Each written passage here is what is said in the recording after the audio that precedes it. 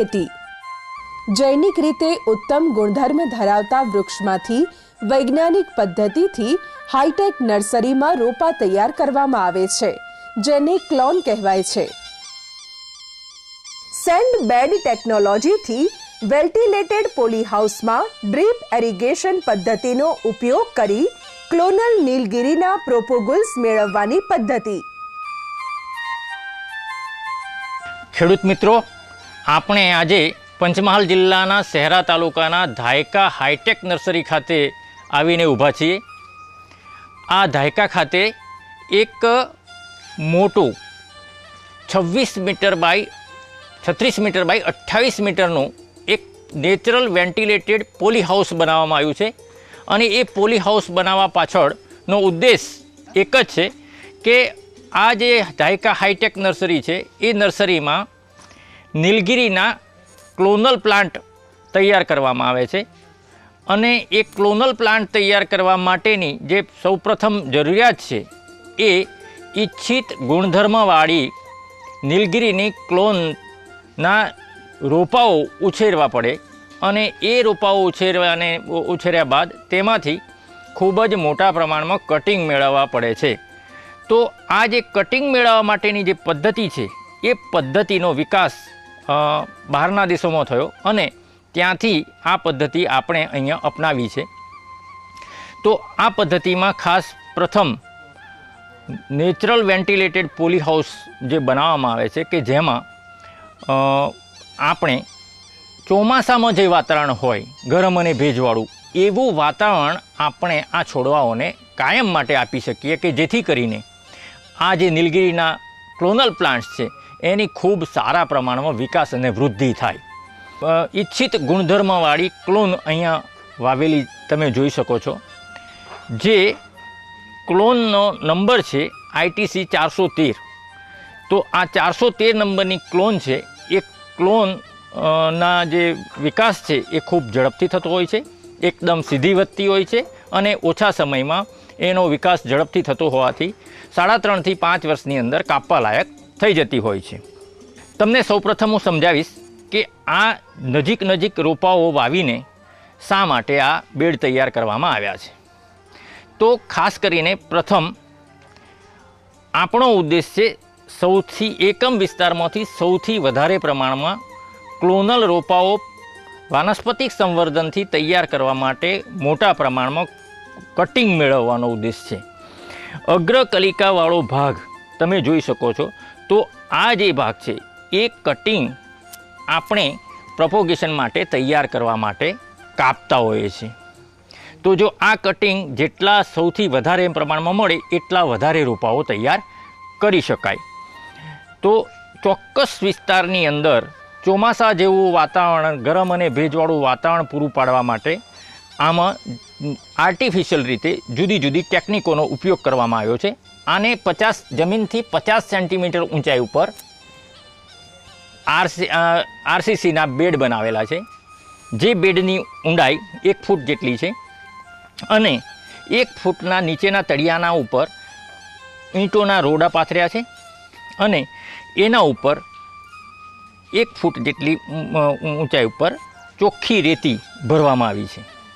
અને આ રેતીની અંદર 10 સેન્ટીમીટરના અંતરે આપણે નીલગિરીની ક્લોન નંબર 413ના રોપાઓ રોપેલા છે। આ રોપાઓનો ઝડપથી વિકાસ અને વૃદ્ધિ થાય તે માટે ડ્રીપ ઇરિગેશન પદ્ધતિ આમાં અપનાવેલી છે। અને વાતાવરણમાં પણ ઉનાળામાં ભેજ અને ગરમ અને ભેજવાળું વાતાવરણ મળી રહે એ માટે આપણે ફોગર પણ લગાડ્યા છે કે જેથી કરીને ફોગિંગ કરીને એમાં જે ભેજ છે એ ભેજ સાચવી શકીએ। ત્યારબાદ આ જે રોપાના વિકાસ માટે ડ્રીપથી એને નાઇટ્રોજન, ફોસ્ફરસ, પોટાશ અને બીજા માઇક્રોન્યુટ્રિયન્ટને આપણે સપ્લાય કરીને અંદર રેતીમાં પચે એ રીતે પાણી દ્વારા એને આપીએ છીએ કે જેથી કરીને રોપાઓનો ઝડપથી વૃદ્ધિ થાય। આ જે ક્લોન છે એ 1 માસની અંદર આપણને જરૂરી એવા કટિંગ તૈયાર થઈ જાય છે અને એ કટિંગને આપણે પછી કાપી અને ફર્ધર વાનસ્પતિક સંવર્ધન માટે આપણે આગળ લઈ જઈએ છીએ.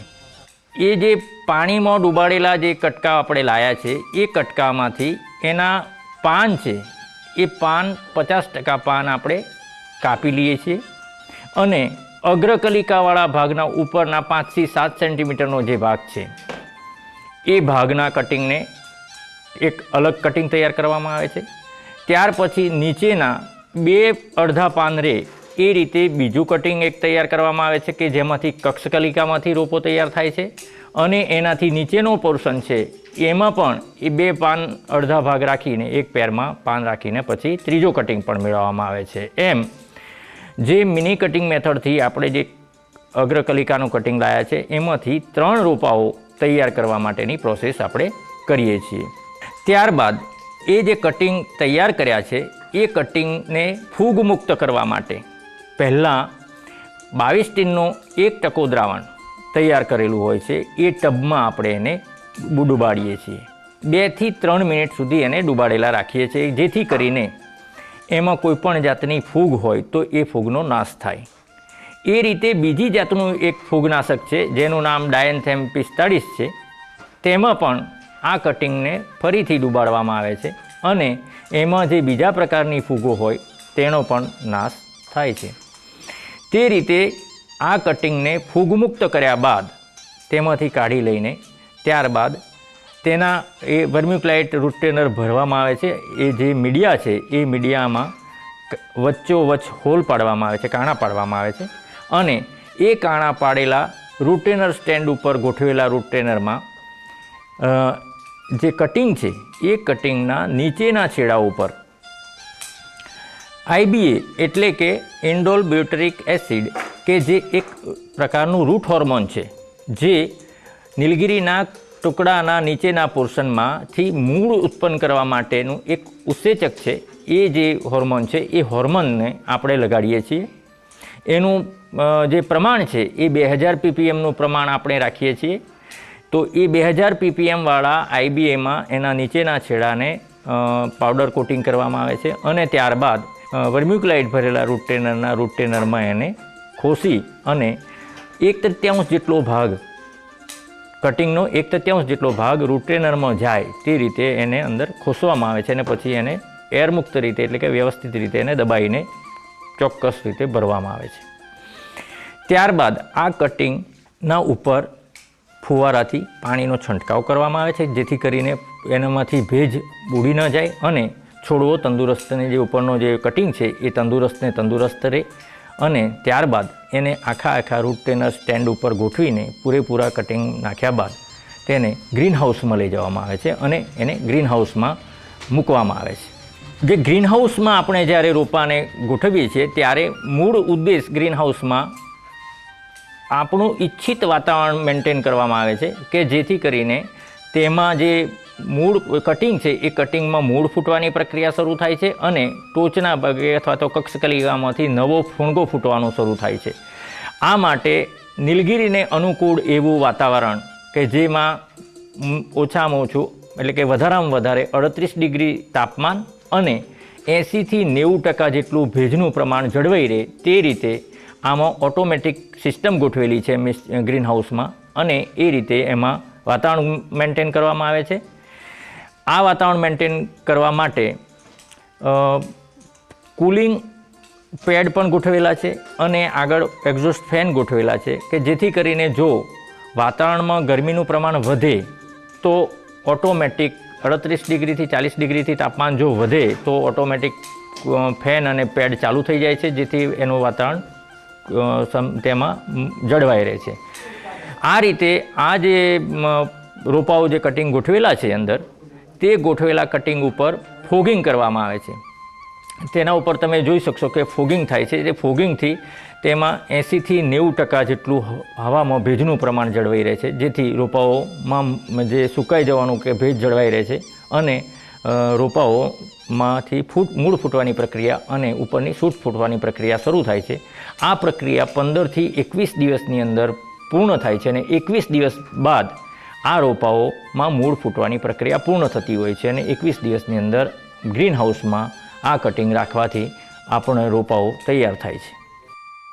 આ નીલગિરીના જે કટિંગ છે એ કટિંગ 21 દિવસ પછી આ રીતે આમાં મૂળિયા પેદા થાય છે અને મૂળિયા કમ્પ્લીટ તૈયાર થઈ અને રોપો લગભગ ઉપરની ટોચ પણ ચાલુ થઈ જાય છે અને નીચેના મૂળિયા પણ તમને જોવા મળે છે. આ રીતે આમાં મૂળ તૈયાર થઈને રોપો તૈયાર થાય છે. 21 દિવસ પછી મૂળ ફૂટેલા જે રૂટ ટ્રેનર છે એ રૂટ ટ્રેનરને આપણે બાજુમાં આ જે રીતે નેટ હાઉસ દેખાય છે એ નેટ હાઉસમાં 15 દિવસ માટે એને રાખવામાં આવે છે કે જેથી કરીને જે કુમળા રોપાઓ છે એ રોપાઓ થોડા સામાન્ય સાધારણ વાતાવરણમાં એટલે કે 50% તડકો પડે એવા 50% નેટવાળા નેટ હાઉસમાં એને આપણે ગોઠવીએ છીએ જેથી રોપાઓ થોડા હાર્ડનેસ પકડે અને 15 દિવસ પછી એમાંથી એ રોપાઓને આપણે ઇન્સેક્ટ નેટ હાઉસમાં લઈ જઈએ છીએ જેથી કરીને આ રોપાઓ આપણે ફિલ્ડમાં વાવવા માટે લાયક થઈ જાય. 15 દિવસ દરમિયાન જે નેટ હાઉસમાં હોય છે ત્યારે એને દિવસના સવાર, બપોર અને સાંજ એમ 3 પ્રમાણે એને સ્પ્રિંકલરથી પાણી આપવામાં આવે છે અને 3-4 દિવસના અંતરે એક વખત એના ઉપર માઇક્રોન્યુટ્રિયન્ટનો છંટકાવ કરવામાં આવે છે. એ રીતે જરૂરી પોષક તત્વો પણ પૂરા પાડવામાં આવે છે અને જરૂર પડે ત્યારે ફૂગનાશક દવાનો પણ છંટકાવ કરવામાં આવે છે. આ રીતે રોપાઓ 15 દિવસમાં લગભગ 6 થી 7 સેન્ટીમીટર જેટલી ઊંચાઈ પ્રાપ્ત કરી લે છે.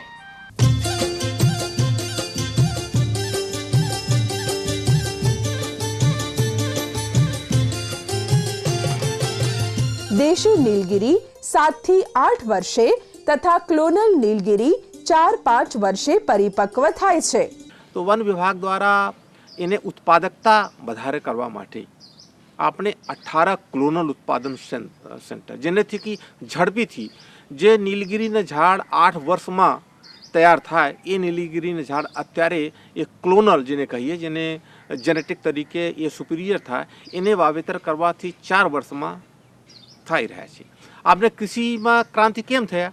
કેમ કે હાઈ યીલ્ડિંગ વેરાયટીથી અને ઉત્પાદકતા કઈ ગુના વધારે થયા. તો વૃક્ષમાં પણ ઉત્પાદકતા આપણે વધારો કરીએ તો લોકોનો આવક થાય છે. તો વન વિભાગ દ્વારા પ્લાન છે કે 3 કરોડ સુપિરિયર સીડલિંગ જેને કહીએ ક્લોનર રોપા હોય, ટીસ્યુ કલ્ચર રોપા હોય અથવા પ્લાસ્ટિકથી આપણે જો હે રોપા ઉછેર કરીએ. 3 કરોડથી વધારે હાઈ ક્વોલિટી સીડલિંગ જો હે એ મને લાગે છે આવતી વર્ષ સુધી એને પૂરા પાડવામાં આવે છે જેનાથી ઉત્પાદકતા बढ़શે તો ઇકોનોમી ગ્રો કરશે, ઇકોલોજી ગ્રો કરશે. જ્યારે આવક થશે તો ખેડૂતો વધારે પ્રેરિત થશે વૃક્ષારોપણમાં તો એને એ સ્વાભાવિક છે કે વૃક્ષોની સંખ્યા વધારે થવાનો છે. નીલગિરી ઉછેર પાછળ સરેરાશ ₹25,000 થી ₹50,000 નો ખર્ચ થાય છે.